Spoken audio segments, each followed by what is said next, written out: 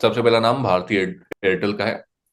इसमें जो एक कंपनी है सिंगटेल, ये अपना जो स्टेक है 0.8% का भारतीय एयरटेल में, वो ब्लॉक ट्रेड के जरिए ये बेचना चाह रहे हैं। करीब 10,300 करोड़ रुपए का है और जो फ्लोर प्राइस जो रखी गई है वो 2,030 रुपए पर शेयर की रखी गई है। भारतीय एयरटेल कल के दिन पर मैम बहुत अच्छा इसमें हमें एक्शन देखने को मिला। जो रिजल्ट्स आए उसके बाद भी थोड़ा ठीक था। क्या करना चाहिए मैम? देखिए, पहले से हैं तो पहले अभी प्रॉफिट बुकिंग को प्रेफरेंस दीजिए। प्रायोरिटी शुड बी कि आप फिलहाल इसमें से एग्जिट ले, क्योंकि अच्छा खासा इसने रन अप किया है। Fundamentally this is not a bad company, it's a good one. But आज की डेट में इन्वेस्टर्स इसको जो देखेंगे, दो पैरामीटर्स पर देखेंगे कि क्या ये महंगा है। हाँ, ये महंगा है आज के डेट में, अच्छा खासा महंगा है एक्चुअली, 4 टाइम 5 टाइम्स सेक्टर से है। दूसरा चीज कि यहाँ जो रिजल्ट्स हैं, रिजल्ट के बाद ऑलरेडी प्राइसिंग में हो चुकी थी वो जो रिजल्ट वाली चीज थी। तो अब यहाँ पर तीनों एस्पेक्ट्स में यहाँ पर अभी मेरे हिसाब से प्रॉफिट बुकिंग कंटिन्यू होगी। फ्रेश बाइंग का व्यू बनाना है अगर आपको, तो थोड़ा रुकिए, 1920 तक ये आ सकता है। वहां पर एक बार इसको वापस से खरीदने की तैयारी की जा सकती है। But as of now, if you are already invested, please book your profit, क्योंकि यहाँ पर आपको प्रॉफिट बुकिंग प्रोलॉन्ग मिलेगी अभी। ऑलराइट, चलिए, तो ये होगी भारतीय एयरटेल की बात। इसके अलावा कुछ और स्टॉक्स हैं जो आज के दिन पर फोकस में बने हुए हैं। इसमें जो सबसे पहला नाम है वो हमने डिस्कस किया। अभी दूसरा जो है वो है मैम, आपने ल्यूपिन की बात करी है। ल्यूपिन के भी रिजल्ट्स आए हैं और प्रॉफिट में 73% का जंप है मैम।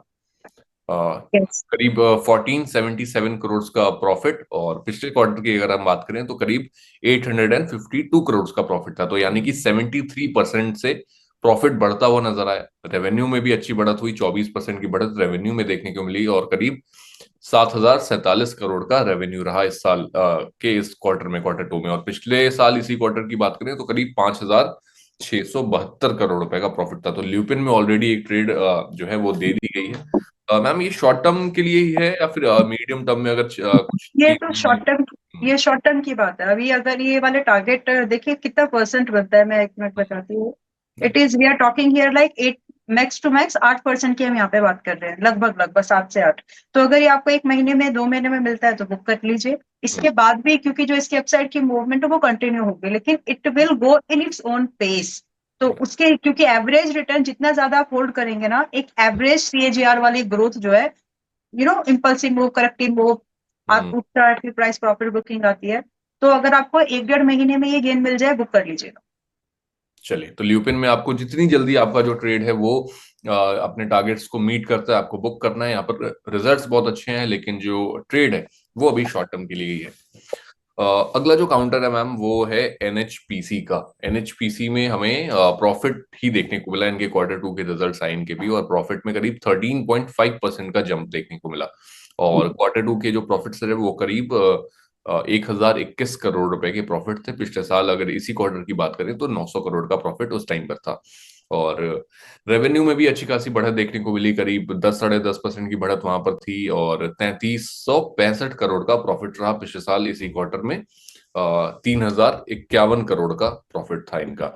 एनएचपीसी को लेकर के मैम, अब यहाँ से आपका क्या व्यू बन रहा है, और किस तरीके से जो लोग ट्रेड करना चाहते हैं या फिर किसी भी तरीके से इसमें पोजीशन लेना चाहते हैं, क्योंकि आज के दिन पर 2-2.5% की गिरावट ही देखने को मिल रही है, और लगातार अगर हम 6 महीने की बात करें, कंसोलिडेशन का एक फेज है। तो क्या यहाँ से डाउन साइड अब लिमिटेड हो चुकी है मैम? डाउन साइड यहाँ से लिमिटेड तो नहीं हुई है, लेकिन ये एक बाइंग जोन जरूर बनता है। इसमें ठीक है। ट्रेडिंग मत करिए, क्योंकि ट्रेडिंग के लिए आपको फास्ट हाई बीटा स्टॉक चाहिए, जो जल्दी मूव करता हो कम समय में। और ये उस कैटेगरी का नहीं है। इसमें आपको इसको टाइम करने की जरूरत नहीं, इसको टाइम देने की जरूरत है। अगर आप इसको चाहते हैं कि आपको पैसा बना करके दे, ये कंपनी खुद से एक मोनोपोली सेक्टर की कंपनी है। जब hydro nuclear power segment, energy segment की बात आती है, तो इंडिया में आप किसका नाम लोगे? आप इसी का नाम लेंगे। अगर आप हाइड्रो पावर डेवलपमेंट रिलेटेड बात आ रही है, तो मेरे हिसाब से आप इसको फिलहाल सिर्फ तब खरीदें अगर आप इन्वेस्टर हैं। तो अगर आप ट्रेडर हैं, अवॉइड। और इसमें जो बाइंग जोन बनता है वो 80 से 82 रुपए का जो है, ये बाइंग जोन ही है। आज की range is a buying zone. दो इसमें जो एक स्टॉप लॉस मेंटेन करके चलना चाहिए, it should be at 72। Deep है, ध्यान दीजिएगा। हम्म, आपको रुपीज वाइज कम लगेगा, but percentage wise more than is very big.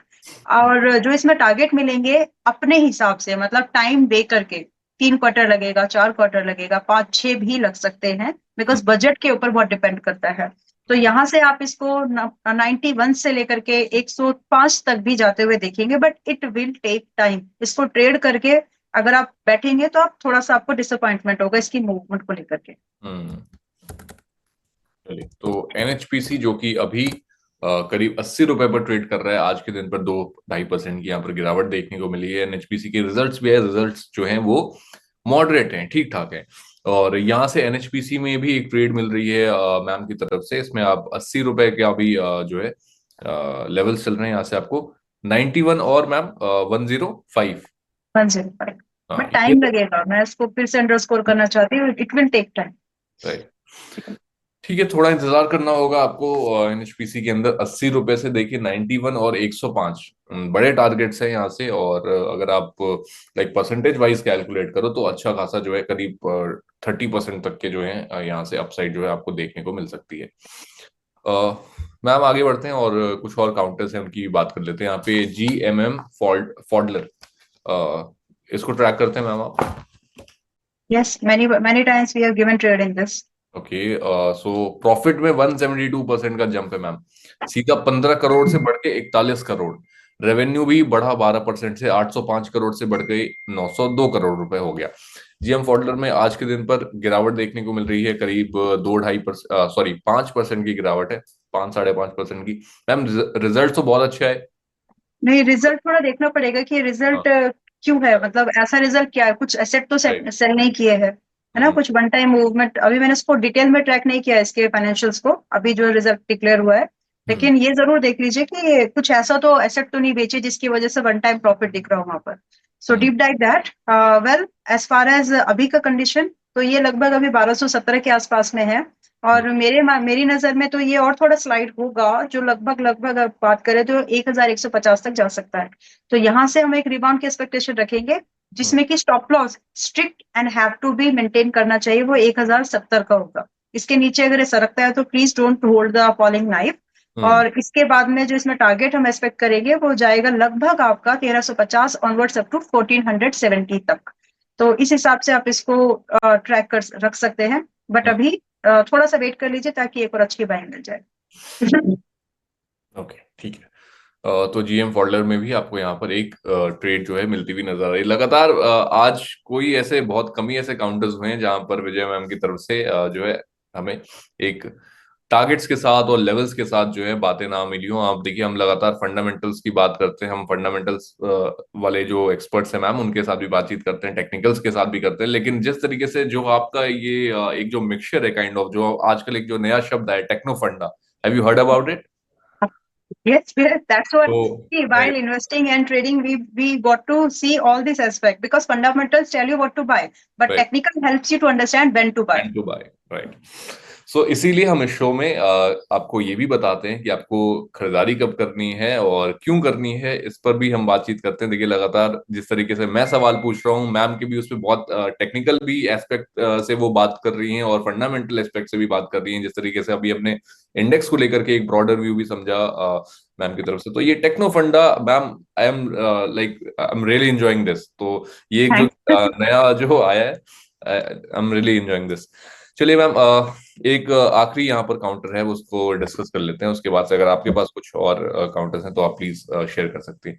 Crompton Greaves के नतीजे है, प्रॉफिट में 43% की जो है यहाँ पर गिरावट देखने को मिली। 124 करोड़ का प्रॉफिट था पिछले साल, इसी क्वार्टर में अभी 71 करोड़ का रहा। रेवेन्यू में भी बहुत ही मार्जिनल यहाँ पर जो है एक हमें राइज देखने को मिला, करीब 1.5% के आसपास का। क्रॉम्पटन ग्रीव्स को लेकर के यहाँ से कोई व्यू मैम? हाँ, देखिए, अभी तो मेरा व्यू ये है कि फिलहाल थोड़ा सा और रुकिए। मतलब थोड़ा सा और रुकने की जब मैं बात कर रही हूँ तो ये 250 के आसपास is most comfortable price zone. तो 250 पर एक बार आ जाएगा, 250 पर जब ये अगर आ जाता है तो इसको खरीदारी की जा सकती है। बट चांसेस लग रहे हैं कि अगर ब्रॉडर मार्केट गिरी तो ही गिरेगा, अदरवाइज ये नहीं गिरेगा। यहाँ से तो आप दो तरीके से इसमें काम कर सकते हैं कि अगर आप आज इसको खरीदने का प्लान कर रहे हैं तो then please have an understanding कि 250 पर एवरेज आउट करना पड़ सकता है। अदरवाइज वेट करो, अपॉर्चुनिटी मिस हुई तो हुई, लेट इट बी, बिकॉज इसके एक्चुअल जैसे मोमेंटम बनेगा, इसमें मोमेंटम बनेगा 285 के ऊपर क्लोजिंग के बाद में। तो या तो मोमेंटम प्ले कर लीजिए या फिर वैल्यू इन्वेस्टिंग कर लीजिए।